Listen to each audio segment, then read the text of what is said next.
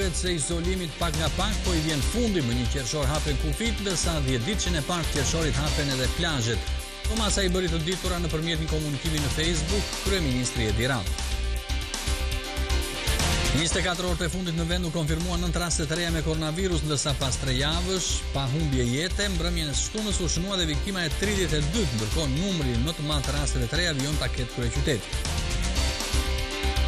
Gjyqtari i kolegjit apelimit Luan Daci u njoh me pezullimin nga detyra ishte i pranishëm në gjykatën e posaçme, ndërsa avokatët e tij thanë se do ta apelojnë vendimin. Zoti Daci u pezullua për shkak të falsifikimit të dokumentave kur u bë pjesë e drejtësisë së re.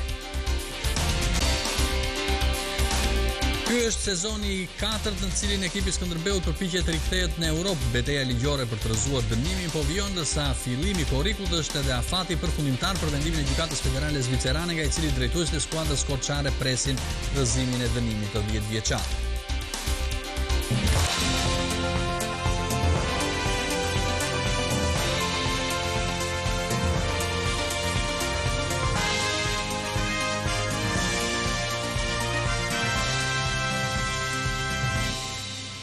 Duket se izolimit pak nga pak po i vjen fundi, më 1 qershor hapen kufit, ndërsa 10 ditëshin e parë qershorit hapen edhe plazhet. Këto masa i bëri të ditura nëpërmjet një komunikimi në Facebook kryeministri Edi Rama. Kryeministri Edi Rama përmes një komunikimi në Facebook ka publikuar masat e reja që do të hyjnë në zbatim pas 1 qershorit, duke lehtësuar më tej kufizimet e vendosura që nga marsi në kuadër të parandalimit të koronavirusit. Shefi i qeverisë ka bërë të ditur se në 1 qershor do të hapet kufiri toksor me vendet fqinje. Duke nisur nga e hëna 1 qershor, ne do të hapim kufit toksor me fqinjet për të gjithë shqiptarët, qofshin me pasaportë të Shqipërisë apo të Kosovës, Maqedonisë Veriut, Amarit Zi, ne do të vazhdojmë të bëjmë thirrje pa pushim të gjithëve, pa përjashtim, për kujdes. Rama njoftoi dhe një tjetër masë lehtësuese, që është ajo për hapjen e plazheve, dhe që do të vijojë në 2 faza gjatë 10 ditëve të parë të qershorit, shoqëruar me masat dhe protokollin që dikton situata e krijuar nga Covid-19. Do t'i hapim nga 1 qershori vetëm për hotelet dhe pas 10 qershorit për të gjithë pa përjashtim. Këtë javë do të ngrihet një autoritet i përkohshëm licencues i plazheve nga subjektet private. Duam që hoteleria shqiptare të punojë me fuqi të plota dhe të mos konkurohet në mënyrë të pandershme dhe të palishme. Ne duam që shqiptarët që duan të shkojnë në plazhe publike ta kenë këtë mundësi dhe askush të mos u vër taksën e të fortit apo të faktit kryer. Ndonse nuk dha një datë saktë, shefi i qeverisë tha se po punohet për të rikthyer në punë transportin publik dhe atë interurban. Deri në fund muajit ne do të kemi strategjinë e re për transportin publik dhe do t'i hapim pjesë linjat e transportit publik, duke vënë në jetë një reformë tërësore të këtij sektori me një pjesëmarrje direkte të shtetit në garantimin e standardeve të reja. Jo thjesht në funksion të mbrojtjes së shëndetit sot, po edhe të rritjes së ndjeshme të cilësisë së shërbimit në transportin publik urban dhe ndërurban nesër. Edhe pse sqaroi se kjo do të jetë java e fundit me kufizime në Tiranë dhe qytetet e tjera që janë zonë kuqe, Rama tha se 2 fundjavat e mëvonshme do të vijojnë të mbeten pa makina. Kjo do të jetë java e fundit e kufizimeve dhe orareve në Tiranë dhe në qytetet tona. Por fundjava pa makina do të mbetet në fuqi edhe 2 shtuna e të diela për të rikthyer pas sezonit verës çdo të diel minimalisht nga tetori dhe deri në marsin e ardhshëm, si një moment i përjafshëm kushtuar ajrit pa ty makinash, familjeve, të moshuarve, fëmijëve dhe mjedisit. Edhe në këtë dalje, kryeministri nuk i ka kursyer replikat me kritikuesit e tij në rrjetet sociale, por duke ripërsëritur se menaxhimi i pandemisë së koronavirusit në vendin ton do të mbahet mend si histori suksesi. Në 24 orët e fundit në vend u konfirmuan 9 raste të reja me koronavirus, ndërsa pas 3 javësh pa humbje jete, mbrëmjen e shtunës u shënuaj dhe viktima e 32. Ndërkohë numri më i madh i rasteve të reja vijon të jetë këtu në kryeqytet. Le të ndjekim Kristi Gongo. 9 raste të reja janë shënuar gjatë 24 orëve të fundit, duke çuar në total numrin e të prekurve në 998. E për fat keq, mbrëmjen e kaluar është ndarë nga jeta 64 vjeçaria nga Tirana, e cila vuante nga limfoma e trurit dhe që ishte shtruar prej 3 javësh në shërbimin infektiv. Megjithatë, nga ana tjetër, duhet të theksojmë se 79% e të infektuarve janë shëruar dhe vetëm 177 raste janë aktive. Që nga fillimi i epidemisë, 32 qytetarë e kanë humbur betejën me COVID-19. Pavarësisht se ka patur pacient që kanë lënë spitalin infektiv të shëruar, aktualisht po trajtohen në këtë spital 15 pacient, ndërsa 4 prej tyre janë në terapi intensive. Gjatë 24 orëve të fundit, janë testuar 146 qytetarë si të dyshuar të prekur nga COVID-19 dhe janë konfirmuar pozitiv 9 raste. Shpërndarja gjeografike e rasteve është si vijon: 5 qytetarë në Tiranë, 3 në Durrës dhe 1 në Shkodër. Janë raportuar në 24 orët e fundit 6 qytetarë të shëruar. Deri më sot janë konfirmuar pozitiv me COVID-19 në të gjithë vendin 998 qytetarë. Prej tyre, rreth 79% janë të shëruar. Sipas shpërndarjes gjeografike, 177 personat aktiv me koronavirus janë kryesisht në Tiranë, Durrës, Shkodër dhe Krujë, ndërsa pjesa më e madhe prej tyre po ndiqen nga mjeku i familjes e vetëm 15 pacient janë duke u trajtuar në spitalin infektiv në Qendrën Spitalore Universitare Nën Tereza e vetëm 4 prej tyre janë në terapi intensive.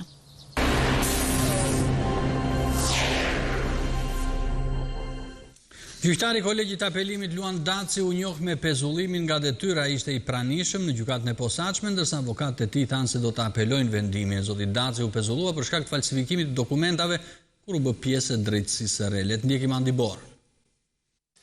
Të dielën gjykata e posaçme i komunikoi Luan Dacit, antarit Kolegjit të Posaçëm të Apelimit, masën e pezullimit nga detyra. Vendim ky i marrë që në datën 20 maj.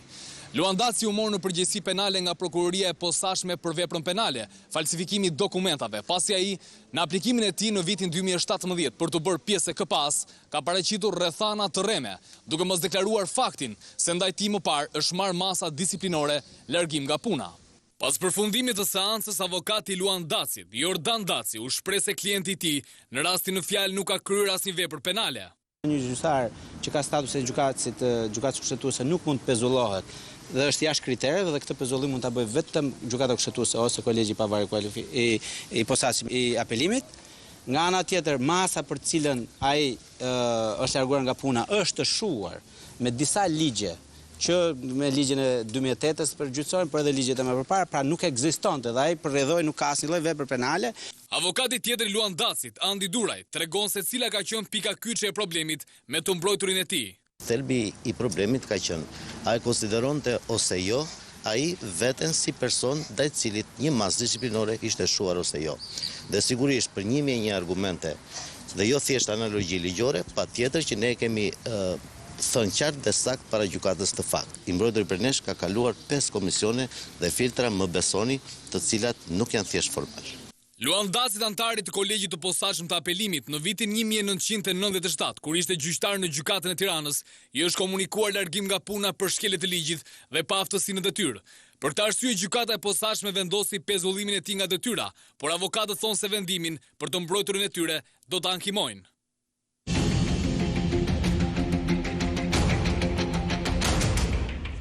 Të martën, kur 4 ekspertët e mazhorancës, opozitës jashtë parlamentare dhe asaj parlamentare të ulen në tryezën e reformës zgjedhore, kanë një sër çështjesh për të negociuar.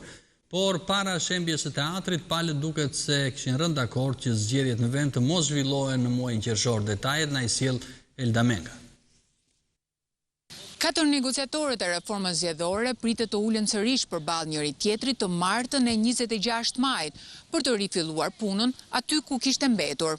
Bllokimi disa ditor i dialogut politik la pezull mbi tryezën e negocimit, kapitujt për kuota gjinore, financimin e fushatave zgjedhore dhe periudhën zgjedhore. Palët kanë rënë dakord parimisht që zgjedhjet të mos mbahen më në muajin qershor. Socialistët kanë sugjeruar që zgjedhjet parlamentare apo lokale të zhvillohen nga data 15 prill deri në 15 maj ose nga 1 tetori deri në 31 tetor. Dakord me periudhën prill-maj janë dhe opozitarët, të cilët si opsion propozojnë edhe vjeshtën e 15 shtatorit deri në 31 tetor. Ekspertët kanë punuar për një propozim final, i cili pritet të miratohet në tryezën politike të së martës. Molla e sherrit mes palëve vijon të mbetet depolitizimi i administratës zgjedhore. Socialistët kërkojnë të jetë i plot, ndërsa opozita jashtëparlamentare këmbgul për një sistem miks. Edhe vetingu i antarëve të kolegjit zgjedhor vijon të vështirësojë konsensusin mes palëve. Për socialistët, vetingu është kushti pa negociueshëm, pasi në të kundërtën për ta preket thelbi i reformës në drejtësi. Ndryshimi i sistemit zgjedhor duket se është një mision i pamundur. Opozita parlamentare është e vetmja e cila ka hedhur për diskutim në tryezën e dialogut politik 4 formula të ndryshme, në thelb të së cilave është hapja e listave. Sugjerimi amerikan për një model danez nxiti debatin mes palëve, por të mëdhejt me sa duket nuk e kanë me ngut dhe prekja e sistemit nuk është në planet e tyre të afërta. Nëse je pranë një vendi ngjarjeje, nëse je pranë një aksidenti, nëse sheh abuzim pushteti ose personi që shkel ligjin, ti raporto në Top Channel. Mund të dërgoni imazhe me pamje filmike në Viber dhe WhatsApp në numrin e newsroomit ton 069 31 31 311. Ti raporton. Lajmi tani je ti. Ndërsa maturantët janë kthyer në përshkolla, nxënësit e klasave të tjera do ta mbyllin këtë vit online, kurse vlerësimi përfundimtar për ta do të bëhet në bazë të rezultateve që kanë marrë deri në 9 mars para nisjes pandemisë. Le të ndjekim Kristi Gongun. Në bankat e shkollës janë rikthyer vetëm maturantët, ndërsa nxënësit e tjerë të sistemit para-universitar do të vijojnë me mësimin online në distancë deri më 29 maj, kur mbyllet edhe ky vit shkollor për ta. Vlerësimin përfundimtar, mësuesi do e fokusojë te rezultatet që nxënësit kanë marrë kur kanë qenë në bankat e shkollës përpara mbylljes së institucioneve më 9 mars, ndërsa nëse nxënësit kanë marrë pjesë rregullisht dhe janë angazhuar gjatë mësimit në kushtet e shtëpisë, atëherë nota përfundimtare do të rritet me 1 notë. Pra sipas këtij udhëzuesi, 3 muaj të kozgjatjes së mësimit online në kushtet e shtëpisë kanë vlerën e vetëm 1 note.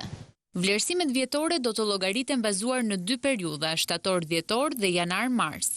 Sipas udhëzuesit, për vlerësimin e nxënësve gjatë mësimit në distancë dhe mbylljes së vitit shkollor, të përgatitur nga Ministria e Arsimit, notat përfundimtare nuk duhet të jenë thjesht llogaritje numrash, por duhet të merret në konsiderat edhe gjendja psikologjike, fizike dhe sociale e nxënësve, angazhimi i tyre gjatë mësimit në kushtet e shtëpisë dhe mbi të gjitha, ecuria dhe vlerësimet që nxënësi ka marrë kur ka qenë në shkollë. Në shtëpi, nxënësi që për shembull merr 8, ka prindin aty afër dhe mund të marrë 10. Edhe nuk quhet ajo, quhet si me hile. Për mua është gabim. Derisa ja jep mësimin online, duhet edhe ta vlerësojsh online. Kush ka mësu online, shumica të jemi realist, më tepër përdorin telefonin për gjërat personale sa për mësimet. Janë disa që se kanë ndjekur, janë disa që kanë ndjekur ca po, ca jo. Nga që kanë mësuar janë përpjekur dhe mbien çikinat. Më duket normale nga që shkon mundi kohë që ne kthehemi përpiqemi të mësojmë dhe kthejnë ai dhe poshtë puna që kemi bërë. Provimet e lirimit dhe të klasave të pesta nuk do të zhvillohen për shkak të pandemisë së koronavirusit dhe vlerësimet me notë për këto provime do të bazohen në rezultatet e nxënësit gjatë të gjitha viteve të arsimit të mesëm të ulët.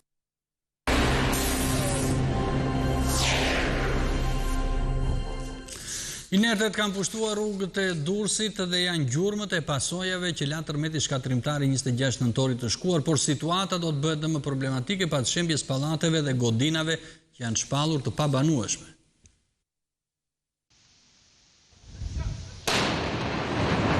Gjashtë muaj pas tërmetit të 26 nëntorit, gjurmët e pasojave të tij janë të dukshme në Durrës. Mbetjet ndërtimore i ndesh nga do, në qytet dhe në fshat. Në Porto Romano, pjesa fundore e rrugës që lidh kampusin universitar me kantierin e ndërtimit është ndërtuar dhe shtruar me inerte.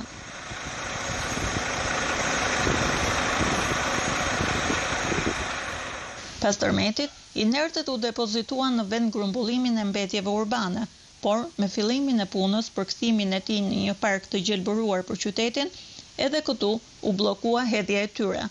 Ndaj, subjektet tentojnë të gjejnë zgjidhje të tjera. Problemet në infrastrukturën rrugore, veçanërisht në periferi dhe fshatra, e kanë shtuar interesin për përdorimin e këtyre mbetjeve në mbushjen e gropave, shesheve para objekteve dhe shtrimin e rrugëve. Dikush shumë privatisht erdhi më tha duke rrugët, i thash që s'bëjmë për rrugë dhe kaq. Po pse nuk bëjmë për rrugë? Sepse janë të mëdha, janë me tela. Edhe ndodhi ambienti, mos janë për rrugët do çaku mali. Në Bashkinë e Durrësit bëjnë të ditur se heqja e inerteve po bëhet nga kompani që duan t'i përdorin ato për interesat e tyre. Me vijimsinë e procesit të shembjes dhe fillimin e rikonstruksionit të objekteve të dëmtuara, do të prodhohen edhe tonelata të tjera inertesh. Ndaj, trajtimi dhe depozitimi i kontrolluar i tyre është kthyer në domosdoshmëri, jo vetëm për të ndërprerë bashkëjetesën e hidhur të qytetit me to, por edhe për të shmangur degradimin e mëtejshëm mjedisor dhe dëmtimin e turizmit në Durrës. Ndërkohë banorët shpresojnë për një rindërtim të shpejtë dhe kthim në normalitet. Bisht kamës, flak, sektori i rinia është laguna që tërheq jo vetëm dursakët, por dhe pushuesit nga Tirana, ku bizneset atje janë bërë gati në këtë javë të parë të hapjes për të nisur sezonin. Le të ndjekim Vali Gjurfyçin. Vetëm pak kilometra larg qytetit të Durrësit ndodhet laguna që nga vendasit njihet me emrin Bisht kamës, sektori i rinia. E gjithë zona ofron magjepsjen e natyrës me peizazhe tërheqëse dhe biodiversitetin e pasur, por syri kap lirisht dhe mbetjet e shumta të hedhura pa kujdes nga dora e njeriut, po ashtu dhe trungje të prerë pemësh përgjatë brezit të pishave. Eduard Shehu banon në flak dhe punon kryesisht në bujqësi. Pavarësisht bukurive natyrore të zonës ku jeton prej 3 dekadash, shprehet pesimist për zhvillimin e turizmit në zonë, duke u ndalur tendotja në kohë të ndryshme e saj. Çdo firmë, gjëra shumë vinë në sillin bedorina, vinë në sillin plasmas hapen. Çdo pushtetar për shembull se shumë vinë në sillin e blant plase e baruta e gjona, ndodhin edhe ambientin. Edhe pranë gjë. Ku hedhën? Ngrik të rëzenës. I kem pas sill. Edhe e kanë ndodhur edhe ambientin, edhe s'është dhënë as prodhim as gjë. Nuk mund ta njellë se është infektuar tokë. Infektuar nga mbeturinat? Nga mbeturinat edhe nga dotja e baruteve, plasjeve, nga gjitha anët. Po barutet pse përdoren? Kanë pas smundu si prej dhe gjona, ne kanë pas ardhe, kanë pas djek këtu. Pavarësisht rrugës plot gropa, natyra dhe qetësia tërheqin vazhdimisht pushues nga Durrësi e Tirana në çdo stin.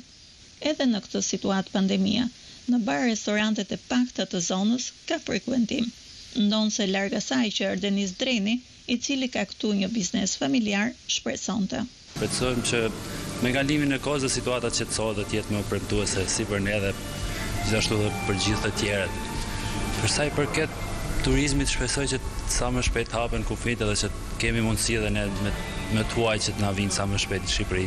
Kjo java e parë si ka shkuar në restorant? Të them drejtë një çik e vështirë sepse njerëzit akoma kanë atë frikën sa të marrin një çik veten edhe ta kuptojnë që pjesa më e madhe e rrezikut tani ka kaluar. Kjo është një zonë shumë e bukur, me pisha, detin, natyra, por sa shfrytëzohet ajo?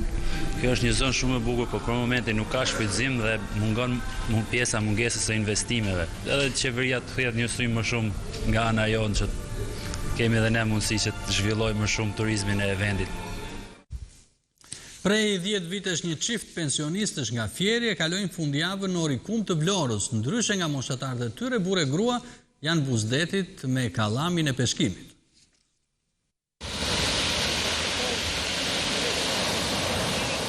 Këtë çift të moshuarish nga qyteti i Fjerit e gjen çdo fundjavë me kallamin e peshkimit në duar përgjatë bregdetit të Orikumit.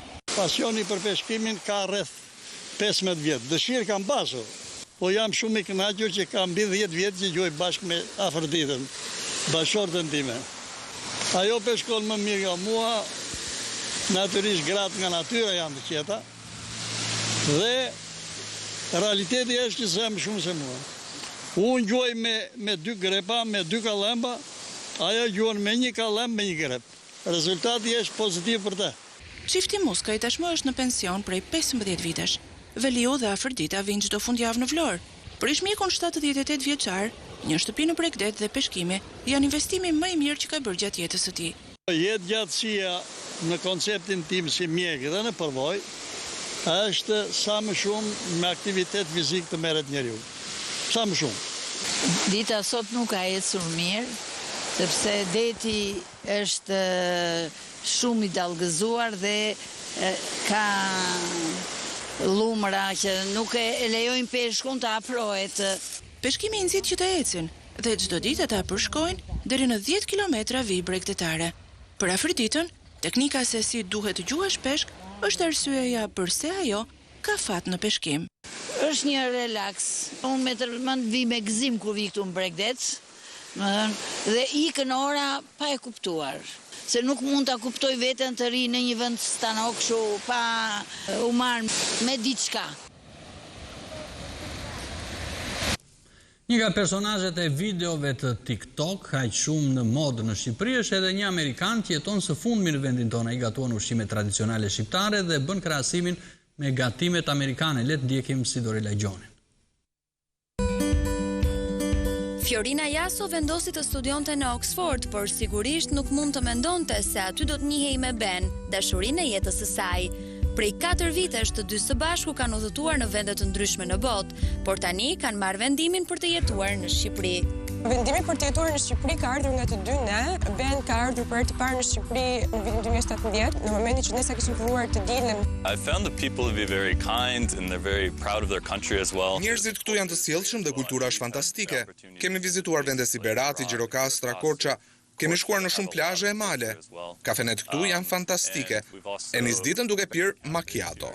I love just starting my morning and having a macchiato. Ben është një person shumë i thjeshtë për të dashur, sepse është person shumë empatik, është shumë i kujdesshëm, është gjithmonë që vetëm jep për njerëzit, edhe ka formuar një marrëdhënie shumë të afërt edhe me familjen time. Ben çdo ditë më shumë po përshtatet me kulturën në vendin ton, madje videot e shumta të tija në TikTok, ku bën krahasimin e kulturës amerikane me shqiptaren, kanë pasur sukses.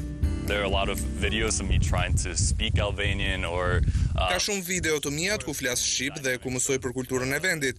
Njerëzit mendojnë se janë interesante dhe më vlerësojnë. Yeah, I think my favorite would have to be byrek. Gatimi im i preferuar është byreku.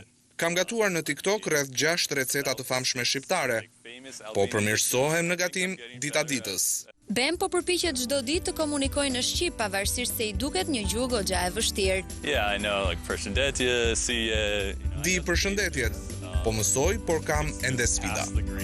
Këtë verë planet e tyre ishin të pushonin së bashku me familjen e Ben në jug të Shqipërisë, por për shkak të COVID-19 gjithçka është vështirësuar. Megjithatë, e sigurt është që do të jenë me njëri tjetrin si gjithmonë.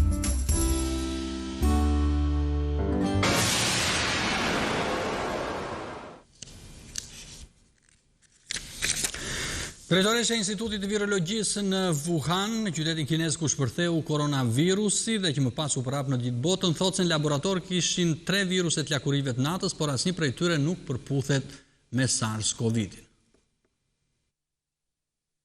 Instituti kinez i virologjisë në qytetin ku dhe u shfaq së pari COVID-19 ka patur 3 viruse të gjalla të lakuriqve të natës, por asnjë prej tyre nuk përputhet me atë që po shkakton kaos në të gjithë botën, thotë drejtoresha e tij. Shkencëtarët mendojnë se COVID-19 që u shfaq së pari në Wuhan dhe ka marrë jetën e 340.000 njerëzve në botë, e ka origjinën tek lakuriqi i natës dhe mund të jetë transmetuar tek njerëzit përmes një kafshe tjetër. Por drejtoresha e Institutit të Virologjisë në Wuhan tha për transmetuesin shtetëror kinez CGTN se pretendimet e presidentit amerikan Donald Trump dhe të tjerëve se virusi mund të ketë dalë që ande janë fabrikime të pastra. Ne kemi izoluar dhe siguruar disa koronaviruse nga lakuriqet e natës. Tani kemi 3 viruse të gjalla, por ngjashmëria më e madhe e tyre me SARS-CoV-2 shkon deri në 79.8%. Një nga ekipet e kërkuesve të institutit ka bërë kërkime për koronaviruset tek lakuriqet e natës që nga 2004 dhe është fokusuar tek gjurmimi i burimit të SARS-it, virusi që qëndron pas një tjetër epidemie rreth 2 dekada më parë. Ne e dim se e gjithë gjenoma e SARS-CoV-2 është vetëm 80% e ngjashme me atë të SARS-it, dhe ky është një dallim i dukshëm, ndaj kërkimet e mëparshme nuk i kanë kushtuar vëmendje viruseve që janë më pak të ngjashëm me virusin SARS. Teoritë konspirative sipas të cilave laboratori është i përfshirë në pandemi, qarkullojnë online prej muajsh, edhe para se Trump dhe sekretari amerikan i shtetit Mike Pompeo të mbështesnin hapur tezën duke pretenduar se ka edhe prova se patogjeni ka dalë nga instituti. Laboratori ka thënë se i ka marrë kampionët e virusit aso kohet pa njohur më 30 dhjetor dhe ka përcaktuar gjenomin e tij më 2 janar, duke ia përcjellë të gjitha informacionet OBSH-s më 11 janar. Por para marrjes së kampionëve në dhjetor, drejtoresha thotë se instituti nuk ishte ndeshur. nuk kishte kërkuar dhe as mbajtur virusin. Sipas OBSH-s, Washingtoni nuk ka dhënë prova për të mbështetur pretendimet e tij spekulative.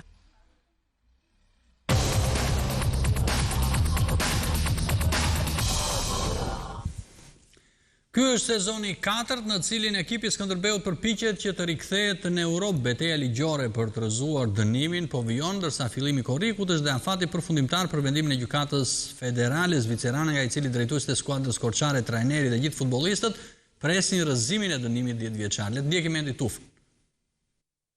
Skënderbeu dikur një skuadër shembull për futbollin shqiptar, prej vitesh vazhdon në betejën me UEFA-n për dënimin 10 vjeçar që ka marrë. Ky është sezoni i 4 që skuadra korçare do të tentojë zonën europiane për të shpresuar që vendimi do të rrëzohet dhe ecuria sportive e klubit do të vazhdojë normalisht. Një sezon disi i vështirë për Skënderbeun, nga një anë aspekti sportiv dhe nga ana tjetër me një sy edhe vesh nga UEFA, që sigurisht është një vendim shumë i rëndësishëm për klubin. Të ndjen këtë pjesë?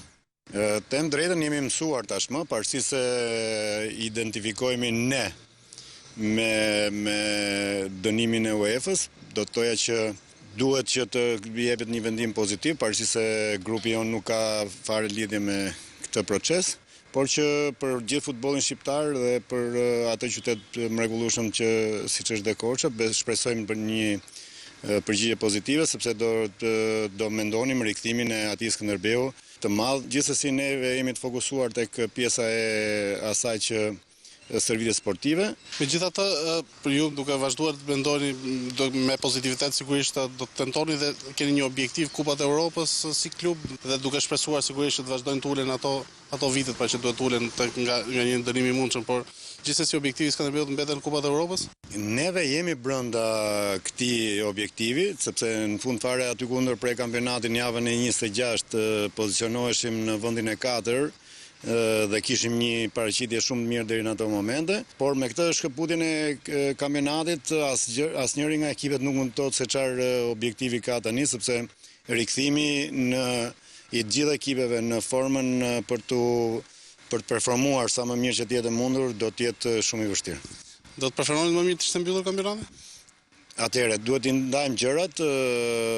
Neve duam që të zhvillohej kampionati, por që sigurisht brenda një afati kohor të mundur, pra kemi thënë gjatë gjithë kohës që nëse shtyhet pafundësisht rifillimi i stërvitjeve, atëherë më mirë ishte që të pezullohej kampionati, por nuk kemi qenë për pezullimin e kampionatit. Fillimi i korrikut është afati përfundimtar për vendimin e gjykatës federale zvicerane, nga i cili drejtuesit e Skënderbeut, trajneri dhe futbollistët presin rrëzimin e dënimit 10 vjeçar. Një vendim i cili do të sillte një ristart të sezonit dhe sigurisht një optimizëm për të ardhmen. Për Top Channel, Endi Tufa. Ishte gjithçka për këtë edicion informativ. Ju falenderoj që na ndoqët, ju uroj të keni një javë sa më të mbarë. Mirupafshim.